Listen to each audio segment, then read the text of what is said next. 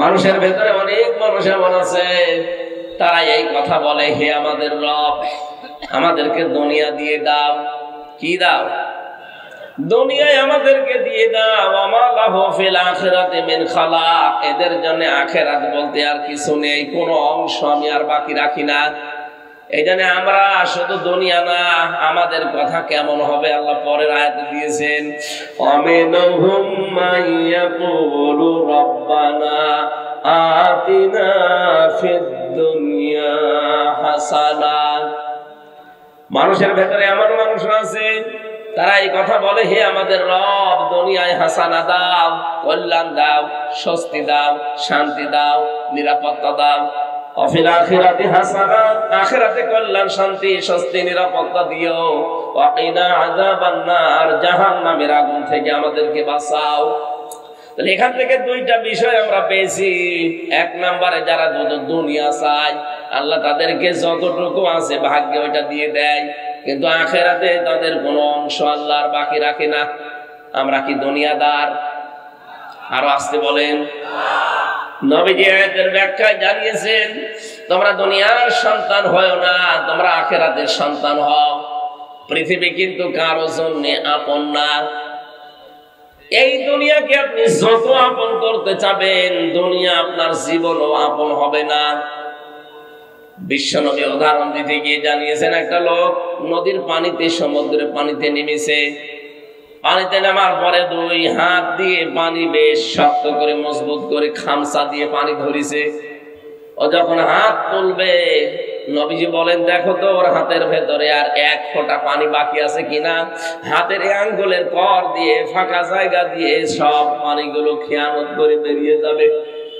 পৃথিবী ঠিক এইরকম, যত আঁকড়িয়ে ধরবেন মজবুত ভাবে, আস্তে আস্তে সব হারিয়ে ফেলবেন। এ দুনিয়াকে আপনি যত আপন করতে চান, পৃথিবী কিন্তু অত আপন আপনাকে মনে করে না। পৃথিবী থেকে এখন যদি মাওলানা শফিকুল ইসলাম বিদায় নেয়, এ দুনিয়ার কোনো কিছু আসে যায় না। ঠিক দুনিয়া চলবে, ওনার ওই জায়গায় আর একজন এসে বসবে। কথা বলেন না কেন? এজন্য পৃথিবী আমাদের কারোর জন্য আপন না। আমাদের আপন একটা জায়গা আছে, বিশাল জীবন পড়ে আছে আমাদের হাতায়। বলে দুনিয়া কিছু দরকার নেই, তা না। দুনিয়াতে যতটুকু লাগবে আপনি ওই পরিমাণে নিয়ে সন্তুষ্ট থাকবেন। কেউ যদি দুনিয়ার এই পরিমিত বিষয়গুলো পরিমিত ভাবে ব্যবহার করে যেতে পারে, মহান আল্লাহ তার জন্য 3টা পুরস্কারের ব্যবস্থা করেছেন। দুনিয়া লাগবে না তা না, লাগবে, কিন্তু যতটুকু দরকার ততটুকু। আমার এই জামার হাতাটা তাকান, যতটুকু আছে ঠিক আছে না? কথা বলে না কেন? এখন যদি এটা আমি এই পর্যন্ত দেই, মানুষ আমারে বলবে পাগল। এটা যদি আবার এই পর্যন্ত দেই, মানুষ বলবে পাগল। কিন্তু এটা যতটুকু আছে এইটা ঠিক আছে। পৃথিবীতে আমরা যারা চলছি, ঠিক এইভাবে চলা লাগবে, যে যতটুকু দরকার ততটুকু, বেশিও না কমও দরকার নেই। পৃথিবীর এই জমিনটা যেহেতু এইরকম, আপনি যদি পরিমিত ভাবে ব্যবহার করতে পারেন, সূরা আলে ইমরানের 14 নম্বর আয়াতে দলিলটা পাবেন। আল্লাহ কয়েকটা জিনিসের নাম দিয়ে বলেছেন, এগুলো মানুষের কাছে আকর্ষণীয়। যুজিনা লিন-নাসি হুব্বুশ শাহাওয়াতি মিনান নিসা ওয়াল বানিনা ওয়াল কানাতিরিল মুকানতারাতি মিনাজ যাহাবি ওয়াল ফিদ্দা। এখানে 6টা জিনিসের নাম আছে। এই 6টা জিনিসের প্রতি আসক্তি, ভালোবাসা, মহব্বত আমি আল্লাহ তৈরি করে দিয়েছি। পৃথিবীতে এই 6টা জিনিস মানুষ চায় বেশি, এদের প্রতি আকর্ষণ বেশি। কিন্তু এই বিষয়গুলোকে যদি পরিমিত ভাবে কন্ট্রোল করে মানুষ ব্যবহার করে যেতে পারে, লিল্লাযীনা তাকাউ ইনদা রাব্বিহিম জান্নাত, এই মানুষগুলোর জন্য আমি আল্লাহ 3টা পুরস্কারের ঘোষণা দিলাম। তারা রবকে ভয় করে যদি এগুলোর ব্যবহার করতে পারে, তাদের 1 নাম্বার পুরস্কার দেব আমি আল্লাহ, জান্নাত তাজরি মিন তাহতিহাল আনহার, যার তলদেশ দিয়ে নদী আর নহর প্রবাহমান থাকবে। যেহেতু দুনিয়ায় টাটকা বিষয়গুলো পরিমিত ভাবে ব্যবহার করেছে, ও জানতো যে এগুলো মন মতো ব্যবহার করা যায়, কিন্তু না, একটা নির্দিষ্ট সীমানা আছে। স্ত্রীকে আমারও মনে চাই সুন্দর করে সাজিয়ে মানুষকে দেখায়, আপনার চাইতে আমার বংশ করে কম না। রিমান্ডে আমার স্ত্রীর ওই ইসের ছবিটা ছিল, বিয়ের দিনের একটা ছবি ছিল ওর ভেতরে। শয়তানরা মোবাইলটা নিয়েছিল যেহেতু আগেই, রিমান্ডে ওইটা দেখি আমারে বলছে হুজুর মানুষ, আর মোবাইলের ভেতরে পূর্ণিমার ছবি। কই? এই তো কিসের পূর্ণিমা? এটা আমার ম্যাডাম। হুজুর এত সুন্দর বউ পেয়েছে কি করে? দাঁড়ান আপনার বউ তুলে নিয়ে আসবো। হ্যাঁ, এইভাবে বলছিল। ওরা আমার 11 ঘন্টা টাঙিয়ে রেখেছিল মাথায় দড়ি দিয়ে। সর্বশেষ আমাদেরকে বলেছে যে যেগুলো লিখে দিলাম এগুলো ম্যাজিস্ট্রেটের কাছে যে বলবেন। না, এই মিথ্যা কথা আমি বলতে পারবো না। তখন ওই মোবাইল দেখিয়ে বলছে যে মাটির নিচে তো কিছু তো জানি না, 4 ওয়াক্ত নামাজ আমি পড়তেও পারি না, ইশারায় পড়েছি, কয়টা যে বাজে আমি তাও জানতাম না। বলছে এই যে পূর্ণিমার ছবি মোবাইলে। আমি বললাম এটা আমার বউ। বলছে দাঁড়ান আমি এই বউ এবার তুলে নিয়ে আনবো। তখন বললাম যে যা ভাল লাগে করে, কি করবো বলেন তো? অসহায় না কেউ আছে আমার আশেপাশে? সব ওই জালেমরা। আমার ভাইরা, এই জন্য এটা সাজিয়ে গুছিয়ে যদি দেখানোর বিষয় হতো আমিও দেখাতে পারতাম। আমারও মনে চায় যে আপনার বউকে যেভাবে, আপনার মেয়েকে, আপনার পুত্রবধূকে মানুষকে দেখিয়ে শান্তি পান, আমারও তো মনে চায়। না, নিষেধ কার? আরো জোরে বলেন। এই দেশের ধনী মানুষ যারা দেখি, অধিকাংশ ধনী মানুষদের জামা দামি হয় 60, মোবাইল দামি হয়, ঘড়ি দামি হয়, গাড়ি দামি হয়, বাড়ি দামি হয়, শুধু বউ আর মেয়ে কম দামি হয়। এদের মেয়েদের, এদের বউদের, এদের পুত্রবধূদের কোন জায়গায় কি আছে? অনেকে চোখের এই ক্যামেরা দিয়ে সব একবারেই ফ্ল্যাশ মেরে নেয়। কেন? এটা কি দেখানোর বিষয় দুনিয়ায়? এটা দেখানোর বিষয় আছে শুধু আপনার জন্য। যার বউ সে দেখবে। কথা বলেন ঠিক কিনা? এই যে আপনি ব্যবহারটা করলেন সুন্দরভাবে, সঠিকভাবে, উল্টা পাল্টা ব্যবহার করেননি, এই কারণে আল্লাহ আপনাকে 3টা পুরস্কার দেবেন। এমন জান্নাত আল্লাহ আপনার জন্য বানিয়ে রেখেছেন যে জান্নাতের তলদেশ দিয়ে নদী আর নহর প্রবাহমান থাকবে। কয়দিন আপনি থাকতে পারবেন? খালিদিনা ফিহা, চিরকাল। কতদিন? চিরকাল। আজওয়াজুন মুতাহহারা, জান্নাতে আল্লাহ এমন পবিত্র স্ত্রী দান করবেন যে কখনো আপনাকে টেনশন দেবে না, আপনাকে আওয়াজ নয়েজ এগুলো দেবে না, সব সময় আপনার উপরে সন্তুষ্ট থাকবে। এরকম বউ পাওয়া যায় কত বড় নিয়ামত। ওয়ারিদওয়ানুম মিনাল্লাহ, সবচাইতে বড় বিষয় আমার আল্লাহ নিজে তার সন্তুষ্টি প্রকাশ করবেন। বলেন সুবহানাল্লাহ। আমি শফিক সাহেবের বাড়িতে গেলাম মেহমান হিসাবে, উনি আমারে নিলেন। বাড়িতে যে সালাম দেওয়ার পরে বসিয়েছে। উনি যদি আমার উপরে রাজি খুশি না থাকে, ঠিক আছে এসেছে আর করবো কি, খাবারের থালা প্লেট নিয়ে বসে খা নে, আমার খুব ভালো লাগবে। আরে মেহমান হিসাবে আল্লাহ তোমাকে নিয়েছে, খাবারও দেবে, যদি ওই রকম নিয়ে খা এরকম না বলে মাছের কলিজা দিয়ে নিজের কুদরতি হাতে তুলে তুলে আপনাকে খাওয়ায়, আর বলে মেহমানেরা আজকে থেকে আমি তোমাদের উপরে বেশি খুশি হয়ে গেলাম। তখন মেহমান খেয়ে থাক না খেয়ে থাক এমনিতেই পেট ভরে যাবে। আল্লাহ বলেন জান্নাতের তো নিয়ামত এমন ভাবে রেখেছি যে জান্নাতের নিয়ামতে কোনোদিন ওর কোনো আফসোস থাকবে না। ওয়ালাকুম ফিহা মা তাশতাহি আনফুসুকুম ওয়ালাকুম ফিহা মা তাদউন নুজুলাম মিন গফুরির রহিম। আমি জান্নাতটা এমন ভাবে বানিয়েছি যে চাওয়ার আগে জিনিস পাওয়া যাবে। মনের ভেতরে কামনা বাসনা যা আসবে চাইতে দেরি, চাওয়াও লাগবে না, কামনা আসলে ওটা জান্নাতে পাওয়া যাবে। এটা আমরা 100% বিশ্বাস করি। তো করি? তাহলে দুনিয়ার এই বিষয়গুলো পরিমিত করা লাগবে। ব্যবহার করবেন ঠিক, কিন্তু পরিমিত করা লাগবে। একেবারে ছেড়ে দিলে আপনি তো চলতে পারবেন না। রব্বুল আলামিন বলেন বহু মানুষ এমন আছে তারা দুনিয়াকে বলে আমারে দিয়ে দাও, কিন্তু আমি আখেরাতে তাদের জন্য একটা অংশ বাকি রাখি না, কারণ তারা আখেরাত চায় না। কিন্তু আমার মুমিন বান্দা বান্দি যারা, এই মানুষগুলো দুনিয়া চায়, আখেরাতও চায়, আর জাহান্নাম থেকে বাঁচতে চায়। এখন দুনিয়ায় আমরা যারা হাসানা চাই, কল্যাণ চাই, এখানে যারা হাজী সাহেব আছে প্রত্যেকটা হাজী দেখবেন রুকনে ইয়ামিনী থেকে হাজরে আসওয়াদ এই জায়গাটা পার হওয়ার সময় আল্লাহর কাছে বলে রব্বানা আতিনা ফিদ দুনিয়া হাসানা, হে আল্লাহ দুনিয়ায় হাসানা দাও, দুনিয়ায় হাসানা দাও। আমরা যারা এতদিন এই দোয়া করেছি, আমি নিজেও তো প্রতিদিন এই দোয়া করতে আছে যে দুনিয়ায় হাসানা দাও, এখানে আমরা করি না। এক কথা বলেন না কেন? যারা এই দোয়া করেন যে আল্লাহ দুনিয়ায় হাসানা দাও, দুনিয়ার হাসানা কি? তাফসীর থেকে আমি শোনাচ্ছি, এবার দুনিয়ার হাসানা আমি পেয়েছি 16টা। কেউ যদি দুনিয়ার হাসানা পেতে চায় তাহলে কয়টা জিনিস পাওয়া লাগবে? আরো জোরে বলেন। আপনি দেখেন তো পেয়েছেন কিনা। এতদিন ধরে দোয়া করছেন যে দুনিয়ায় হাসানা দাও, তো দুনিয়ার হাসানা কি? দুনিয়ার হাসানায় 16 নম্বর 16টা জিনিস পাবেন। 10টা জিনিস দুনিয়ার হাসানা, আর আখিরাতের হাসানা 5টা। ওয়াকিনা আযাবান্নার, জাহান্নাম থেকে বাঁচার উপায় 1টা। 10, 5 আর 1 সব মিলে কত? আরো জোরে। এই দোয়াটা সে জন্মের পর থেকে করছি আমরা এতদিন, আজও করছি, কিন্তু আসলে পেয়েছি কিনা দোয়ার যে কথাগুলো বলা হয়? এবার মিলাবেন আপনার দোয়া কতদূর কবুল হয়েছে। 1 নম্বরে দুনিয়ার হাসানা হচ্ছে কোরআনে কারিম পাওয়া।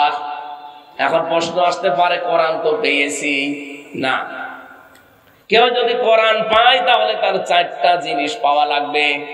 আল্লাযীনা আতাইনাহুমুল কিতাবা ইয়াতলুনাহু হাক্কা তিলাওয়াতি উলাইকা ইউমিনুনা বিহি ওয়া মান ইয়াকফুর বিহি ফাউলাইকা হুমুল খাসিরুন। বলেন আল্লাহু আকবার।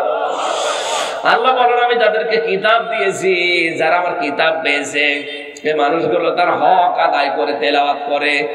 হক আদায়ের বিষয়ে আমি 4টা বিষয় দেখেছি তাফসীরে। 1 নম্বরে শুদ্ধ করে পড়া, 2 নম্বরে ওটা বোঝা, 3 নম্বরে নিজের প্র্যাকটিক্যাল জীবনে ওটা আমল করা, কাজ করা অনুযায়ী, 4 নম্বরে ওটা যেন মানুষ মানতে পারে সেই ব্যবস্থা করে দেওয়া। এখানে আমরা যারা আছি হয়তো কোরআন শুদ্ধ করে পড়তে পারি, 1 নাম্বার পেলাম। 2 নম্বরে হয়তো আমরা বুঝি কম বেশি, 3 নম্বরে আমার প্র্যাকটিক্যাল লাইফে কম বেশি আমরা মানতে পারি। 4 নম্বর এটা আমি মানুষকে মানাতে চাই, এইটাই আমরা অনেকে নেই। কথা বলছেন না কেন? এটা আমি মানুষকে মানাতে চাই, এরকম পরিবেশ তৈরি করা লাগবে না? একামতে দিনের দায়িত্ব যারা পালন করে তারা তো এটা চায় যে আমি শুধু নিজে মানবো না, আমি মানুষকে মানাতে চাই। আমি যেমন নিজে দুর্নীতি করি না, আমি করতেও দেব না। কথা বলেন। আমির জামাত ডক্টর শফিকুর রহমান হাফিজাহুল্লাহ উনি এই ঘোষণা দিয়েছেন যে আগামীতে যদি ইসলাম এদেশে আসে সাদাবাজি চলবে না, সাদাবাজি নিজেরা করি না, কাউকে করতেও দেব না। আমরা তো কোরআনের হক আদায় করতে চাই, কারণ রব্বানা আতিনা ফিদ দুনিয়া হাসানা, দুনিয়ায় হাসানা দাও বলি আমি শেষ করে দিতে চাই না। আমি দুনিয়ার হাসানা চাই। দুনিয়ার হাসানা যদি পেতে চায় তাহলে নিজে মানলে হবে না, এটা যেন মানুষ মানতে পারে সেই ব্যবস্থা করে দেওয়া লাগবে। আর এই কাজ করতে চাই, এই জন্য অনেক জালেম, অনেক মুনাফিক আমাদেরকে ধর্ম ব্যবসায়ী বলছে। এরা ধর্ম ব্যবসায়ী হয়ে গেছে।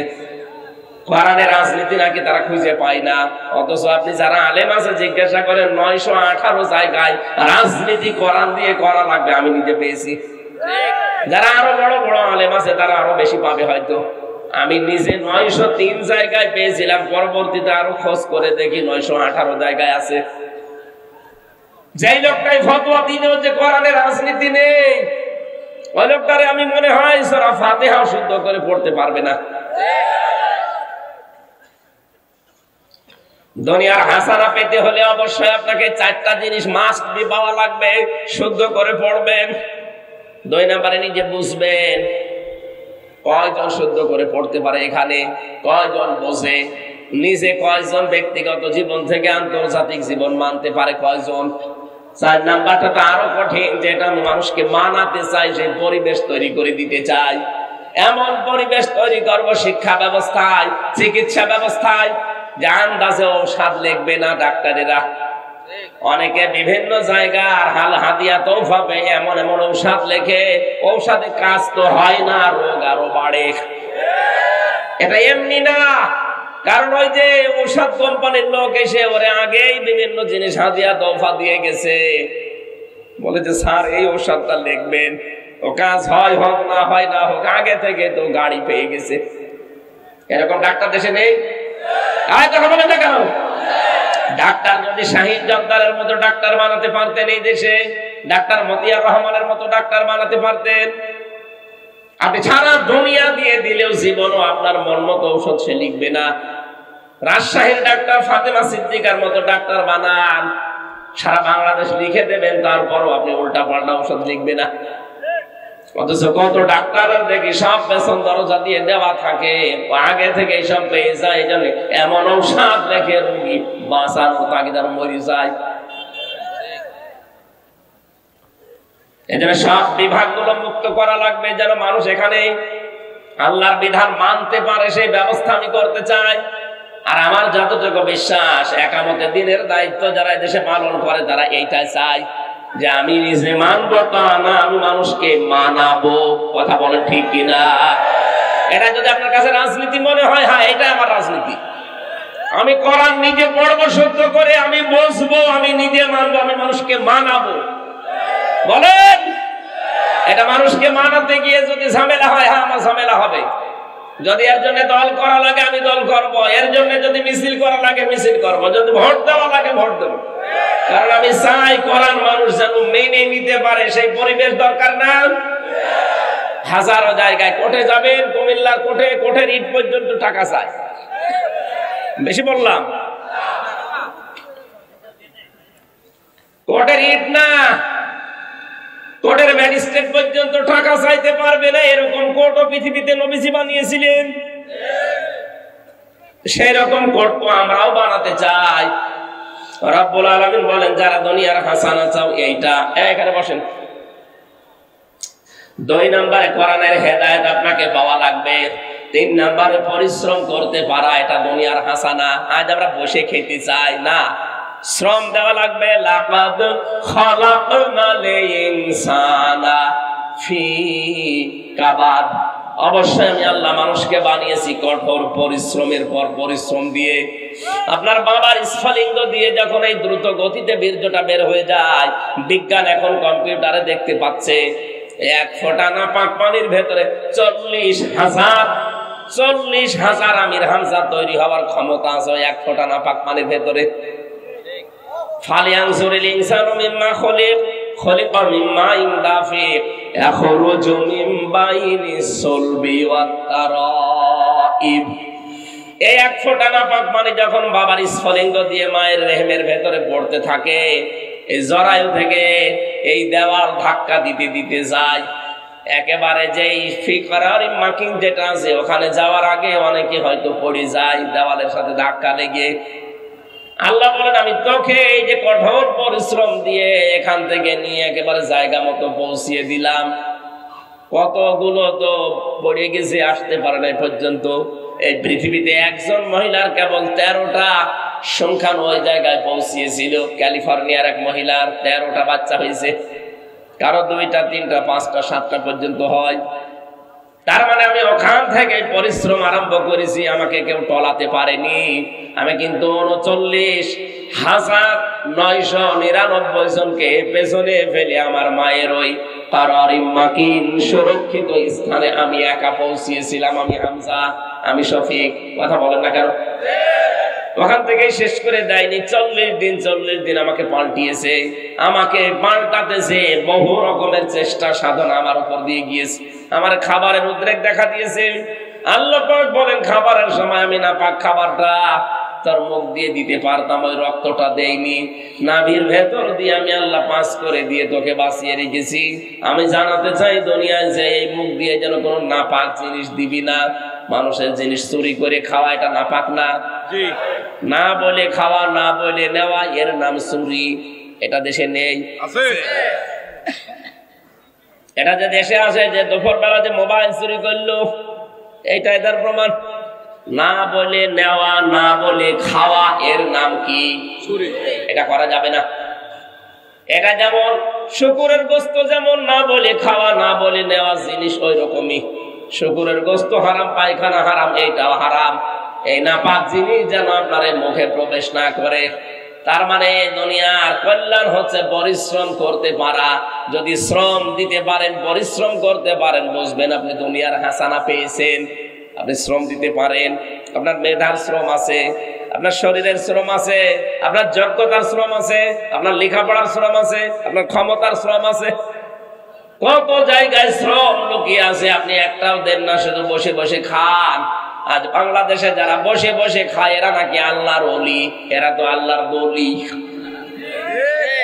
48,000 দরবারে যারা বসে বসে খায়, পীর নাম নিয়েছে, আল্লাহর ওলি নাম নিয়েছে। কে বলিস আল্লাহর ওলি? আল্লাহর ওলি তো আল কাসিম ও হাবিবুল্লাহ, যারা শ্রম দিয়ে খায়। কাজ করে খাওয়া লাগবে আপনাকে, কাজ যত ছোট হোক অসুবিধা নেই। কিছু মানুষের অভ্যাসই হয়ে গেছে কাজ করবে না, শুধু বসে বসে খাবে। কাজ করে খাবেন আপনি, শ্রমের যে ঘাম ঝরবে, নবীজি বলেন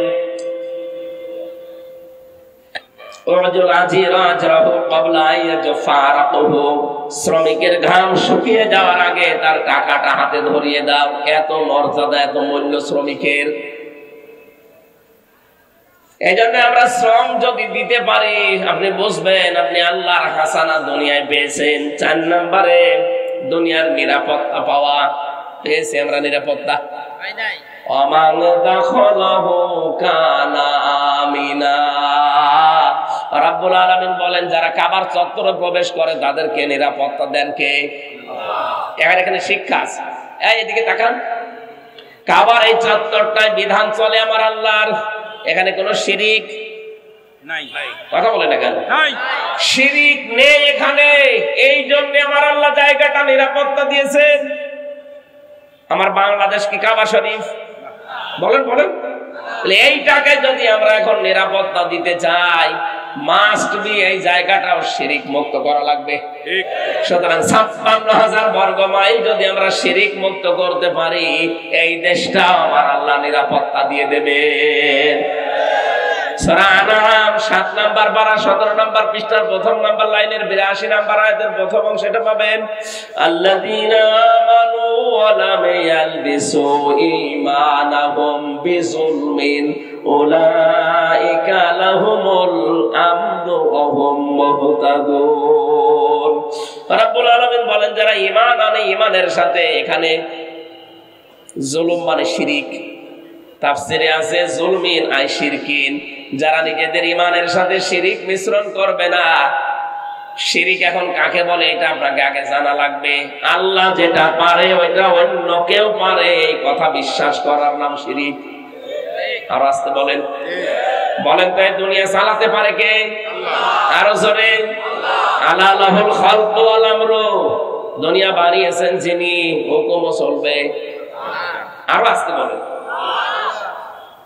এটা সূরা আরাফের 54 নাম্বার আয়াতের মাঝের অংশে আছে আলা লাহুল খালকু ওয়াল আমর। দুনিয়া বানিয়েছি আমি, এখানে বিধান চলবে কার? সুতরাং আল্লাহর এই জমিনে আল্লাহর আইন বাদ দিয়ে যারা অন্য আইন এখানে দাঁড় করাতে চান তারা শিরিক করছেন। আর শিরিক করলে সেই লোকটা মুশরিক। কথা বলছে না কেন? এর চাইতে আর ভেঙে ভেঙে কি বলা যায়? এরপরও অনেকে বলে হুজুর আমি বুঝি না। এদিকে আসেন, কানের নিচে 2টা থাপ্পড় দিয়ে বোঝাচ্ছি আপনারে।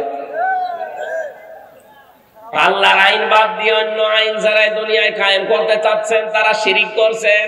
কারণ আল্লাহ যেটা পারে ওটা অন্য কেউ বলেন বলেন। আমি আর নিচে নামলাম না, এরপরও যদি কেউ না বোঝার ভান করে থাকেন আপনার কপালের হেদায়েত নেই। সুতরাং দুনিয়ার নিরাপত্তা পাওয়ার একটাই পদ্ধতি আছে, শিরিক মুক্ত তৈরি করা লাগবে পৃথিবী। কাবা শরীফ যেমন শিরিক মুক্ত, এই জন্য আল্লাহ শান্তি স্বস্তি নিরাপত্তা দিয়ে দিয়েছেন। কাবার বাইরে যাবেন সেখানে চিন্তা আছে, মারামারি আছে, গালাগালি আছে, কিন্তু কাবার ভেতরে কোনো মারামারি নাই। পুরাটা নিরাপত্তায় আল্লাহ ঢেকে দিয়েছেন। দুনিয়ার হাসানা চায়, হাসানা চায়, হাসানা চায়, আন্দাজ হাসানা দেবে। দুনিয়াকে শিরিক মুক্ত করো। আর শিরিক আরো কি করে হয় সেই কাজ করেন। কত মানুষ এই দেশে আমরা বলতে শুনি ক্ষমতার উৎস জনগণ, এটা শিরিক। ক্ষমতার উৎস কে? আরো জোরে বলেন কে? আমার এর চাইতে আর ভেঙে বোঝানোর কায়দা নেই, আপনি এখন না বুঝলে বাড়ি চলে যান। 5 নম্বরে শান্তি সুখ পাওয়া। শান্তি আমি পেয়েছি 3টা, সুখ পেয়েছি 4টা, সব মিলে 7টা।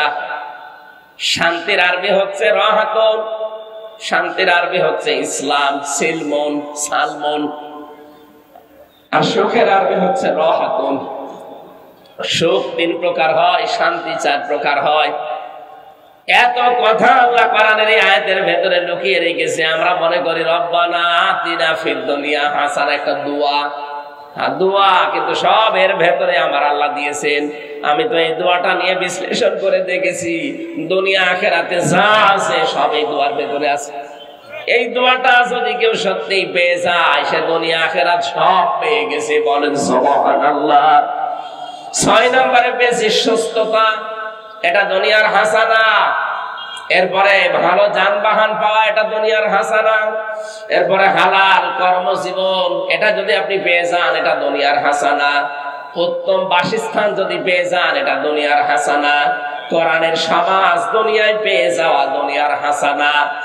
এরপরে সন্তান যেন ভালো হয়, এটা দুনিয়ার হাসানা।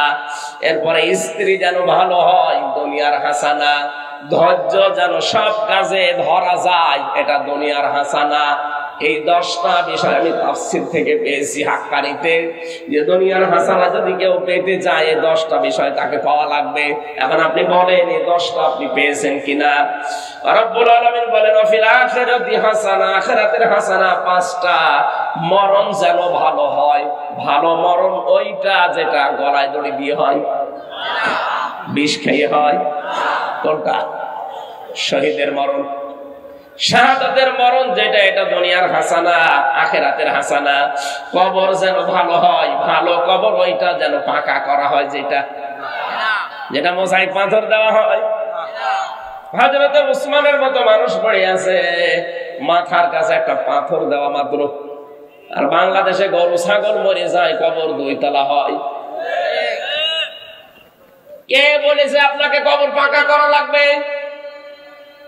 বঙ্গবন্ধুর কবর পাকা করতে এর আশপাশে কত টাকা খরচ হয়েছে। জিয়াউর রহমানের কবর পাকা করতে কেন করা লাগবে? মাওলানা মতিউর রহমান নিজামী পড়ি নেই, মাওলানা দেলাওয়ার হোসেন সাইদি পড়ি নেই। কেন আপনার কবর এত সুন্দর করে পাকা করে মোজাইক পাথর দিয়ে এত বিউটিফাই করা লাগবে? দুনিয়ায় যদি কবর ভালো কবর ওইটা হতো যেটা পাকা কবর, তাহলে রাসূলুল্লাহর কবর কি করতো আপনি টের পাচ্ছেন? খালি তার লাশটা চুরি করার জন্য খ্রিস্টানরা ইহুদিরা চেষ্টা করেছিল। এই জন্য বাদশাহ নুরউদ্দিন জঙ্গি রহমতুল্লাহ আলাইহি সীসা গলা প্রাচীর দিয়ে, একেবারে সীসা গলা প্রাচীর দিয়ে পাতাল পর্যন্ত ওটা কবরটাকে সংরক্ষণ করে দিয়েছে, কেউ যেন আর ভাঙতে না পারে। কিন্তু সাহাবীদের যতগুলো কবর আমি দেখেছি, হযরতে ফাতেমা, হযরতে ওসমান পড়ে আছে। এত বড় বড় জান্নাতি সাহাবী, কবর পাকা করা দূরের কথা, একটা মাত্র পাথর দেওয়া, বোঝাও যাচ্ছে না এটা কবর কিনা। এই জন্য ভালো কবর ওইটা, সেই কবর বোঝা যায় না। আল্লামা সাইদির কবরে যান, দেখেন পড়ে আছে একটা সাধারণ ভাবে। আখিরাতের হাসানা আপনি পাচ্ছেন না। এজন্য ওসিয়ত করে যাবেন যে আমার কবরের জন্য 10 লাখ টাকা বাজেট করার কোনো দরকার নেই, ওই টাকাগুলো গরিব মানুষের সংসার চালাতে দিয়ে দিও। 3 নম্বরে হাসর যেন ভালো হয়। ভালো হাসর হবে হামানের সাথে, কারুনের সাথে। ভালো হাসর হওয়ার জন্য ভালো মানুষ লাগবে। আলমার ও মামার আহাব্বা, যার সাথে আপনার মহব্বত ছিল, কিয়ামতে আল্লাহ তার সাথে হাসর করাবে। মাওলানা শফিক সাহেবের সাথে আমার মহব্বত আছে, কিয়ামতের দিন আল্লাহ আমার হাসর করাবে ওনার মতো আলেমের সাথে। আর আপনার সম্পর্ক হচ্ছে বাহার মিয়ার সাথে, আপনার হাসর হবে বাহারের সাথে। 4 নম্বরে হাউজে কাউসার যেন পাওয়া যায়। হাউজে কাউসার পাবে কারা? ফাসাল্লি লিরাব্বিকা ওয়ানহার।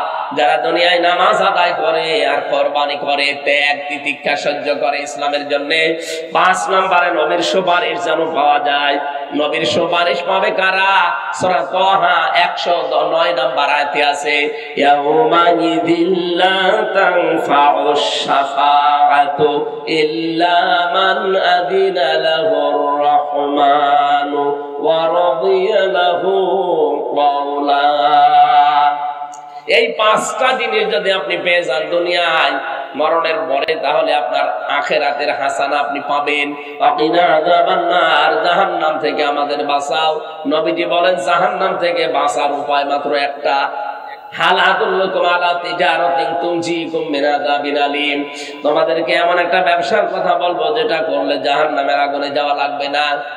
আল্লাহ রাসূলের উপর ঈমান আনার পর তাদের বিধানকে জমিনে কায়েমের জন্য জান আর মাল দিয়ে চেষ্টা করে যাওয়া। যালিকুম খায়রুল লাকুম ইন কুনতুম তা'লামুন, এইটাই উত্তম কাজ যদি তোমরা জানো। তাহলে জাহান্নাম থেকে বাঁচার উপায় একটা আছে, জান আর মাল দিয়ে জমিনে আল্লাহর বিধান কায়েমের জন্য চেষ্টা করা লাগবে। কয়টা বিষয় পেলাম আজকের আয়াতে? 16টা। কয়টা? আরো জোরে বলেন। দুনিয়ার হাসানা কয়টা? 10টা। দুনিয়ার হাসানা আরো জোরে।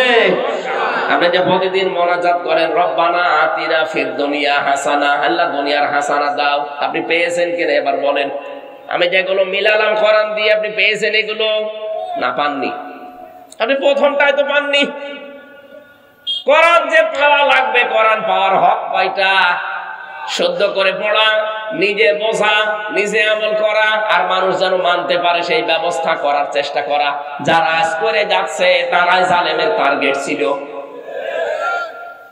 যতদিন পর্যন্ত আল্লামা শফি হেফাজতের সাবেক আমির কোরআন পড়েছে, বুঝেছে, নিজে আমল করেছে, কোনো শত্রু ছিল না। যখনই বলেছে না এটা আমি মানুষকে মানাতে চাই, তখনই তার নাম হয়ে গেছে তেতুল হুজুর। আল্লামা সাইদি যতদিন কোরআন পড়েছে, বুঝেছে, নিজে আমল করেছে, শত্রু ছিল না। যেই বলেছে না এটা আমি মানুষকে মানাতে চাই, তখনই তার বরাতে জেলখানা। এক কথা বলে না কেন? আমাকেও তো ধরার পরে পড়েছিল জালেমরা। যা আপনাকে যা বলতে বলি এগুলো শুধু বলবেন। আপনাকে আমরা ওলামা লীগের সেক্রেটারি বানিয়ে দেব, কুষ্টিয়া ভার্সিটির। না, আমার যে লোকটা ধরেছিল আসাদুজ্জামান, কাউন্টার টেরোরিজমের এই শয়তান, এ আমার বারবার চোখ বেঁধে নিয়েছে তোর ঘরে, পেছনে হাত বেঁধে চোখ বেঁধে নিয়ে গিয়ে বলতো আপনার এত ঝামেলা দরকার কি? সারাটা জীবন নষ্ট করবেন। আবার মানুষকে বলতো সার আশপাশে যারা থাকতো যে পিটান, এরে দেন, এরে পিটান, উল্টো করে পিটান।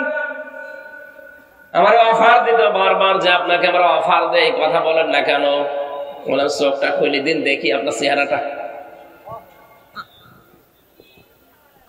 মানুষ নামে একটা টাটকা শয়তান আমার বারবার বলেছে আমরা কুষ্টিয়া ভার্সিটির আপনার ওলামা লীগের সভাপতি বানিয়ে দেব, সেক্রেটারি বানিয়ে দেব।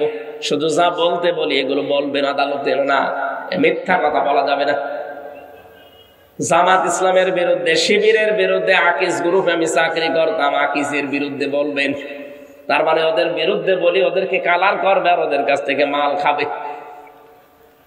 এই জন্য কে যেন একটা গান বেঁধেছে, আগে কি সুন্দর মাল কামাইতাম আমরা।